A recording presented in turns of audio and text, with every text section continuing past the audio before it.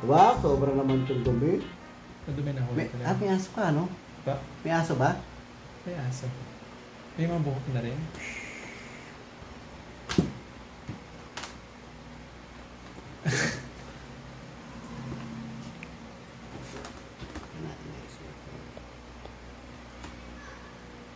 Sarap! Oh, no! Di ba? Mamatay talaga. Ito mo naman. Hindi pala talaga.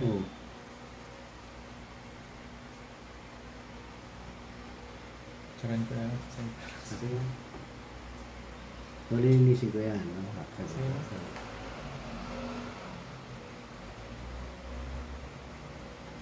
so ito yung M not to produce better.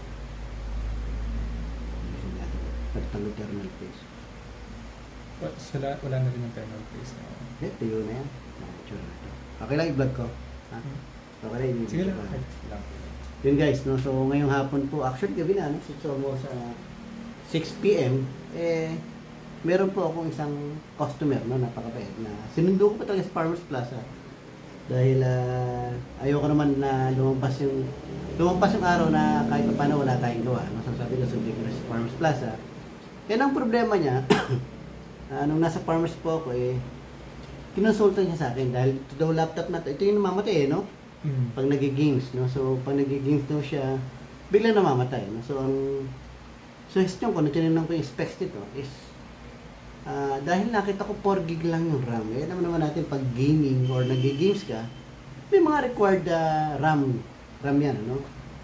So nung makita kong 4 gig tapos nag-games, sabi ko baka kulang sa RAM.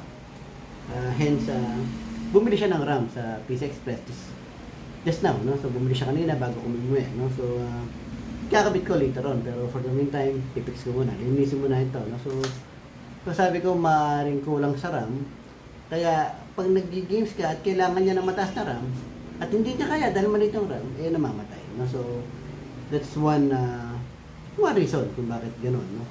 Pero sabi ko, siguro kailangan i-try din natin linisin. Baka kasi madumi na yung fan or tuyo na yung thermal paste, no? So isa rin po kasi yan sa rason kung bakit bigla-bigla namamatay. Bigla-biglang umiinit yung laptop. Ito yan po nakita natin guys, no? So kung makikita nyo naman po,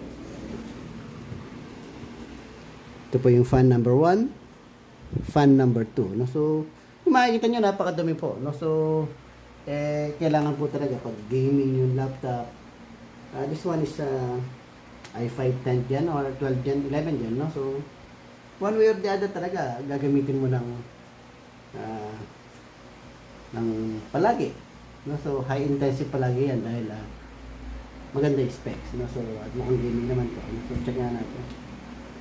So GTX GeForce, so gaming nga talaga to, no? Ilang gig yung video card? 1650 or something? 1650 Ti. 1650, no? So GTX, so gaming nga talaga, no? So talagang kailangan talaga na linisin palagi. Tawag natin yan maintenance, no? So ang gagawin po natin ngayon dito, i-maintain po natin laptop, linisin po natin ang fan, napakadumi, papalitan po natin ang thermal paste. So guys, panoorin po. So well, of course, number 1 dyan, tatanggalin po natin ang battery, yung protection, para kahit pa paano po wala tayong masarap na masama, no? So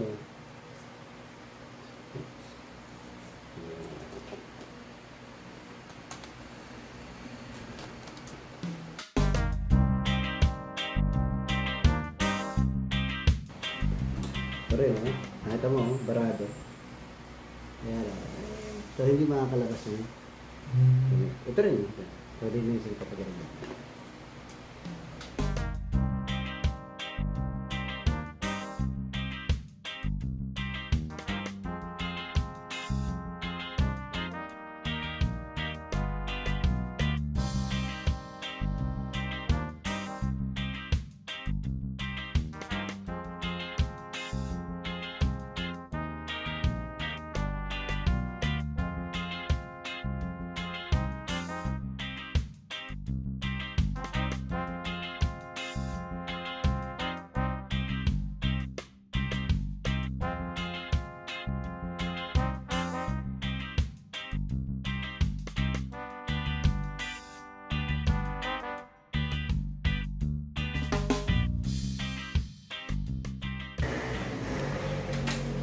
Yun guys, this one's almost done, no? Tapos na po ito, no? So, nagkataon lang na naglobat yung cellphone, kaya hindi natin yung pagbuo ko ng laptop. No? So, okay na po, nailagay ko na po yung RAM.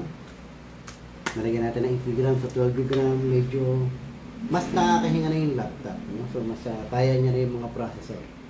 I mean, yung processing. No? So, hindi na siya hirap. No? So, bubuhay na po natin ito nang makauwi na po si Kuya dahil napakalayo pa po na yung uuwian nito. Bulacan. Saan sa Bulacan po yun? So, Saan sa Bulacan ka umuwi? malumpit. Kalumpit, Bulacan. UV, sasakyan mo. Yun naman. Nagkita lang po kami ni Kuya, no? So sabi ko, pick upin na lang kita sa farmers, no? Parang babae, no? Pinili ko sa farmers, no? But basically, yun ang nangyari, setup. Then, dinala ko siya sa bahay. Ngayon, ihatid ko po siya sa farmers dahil sabi ko nga sa kanya, kailangan palagi ako nasa farmers tuwing gabi po dahil meron po akong, alam niyo na, no? May pinupuntahan po ako ng kaibigan. No? So, I wouldn't say other names, no? Pero kaibigan po, no? So tuwing gabi. Kaya okay lang po sa akin pumunta sa farmers. So this one's done. Maintenance dahil napakadumi po, kita-kita niyo naman. And of course, upgrade ng RAM, no? So every once in a while po kailangan po talaga i-maintain po yung laptop para hindi siya nag-iinit. No? So, hindi nag-iinit, hindi nahihirapan sa processing. Kailangan po talaga linisin ng fan, palitan ng thermal paste. Otherwise, masusunog po yung GPU. Masusunog yung video card, mag-iinit yung processor, magkakaproblema po yan. So, importante po talaga na mini-maintain ang laptop. No? So, yun guys. No? So, maraming salamat po sa panonood. Magtangkilik sa channel ni WhatsApp Bob at sa mga kabab, mga customer, mga follower na patuloy po ang suporta kahit nasa bahay po si WhatsApp. Maraming salamat po. Then, charger.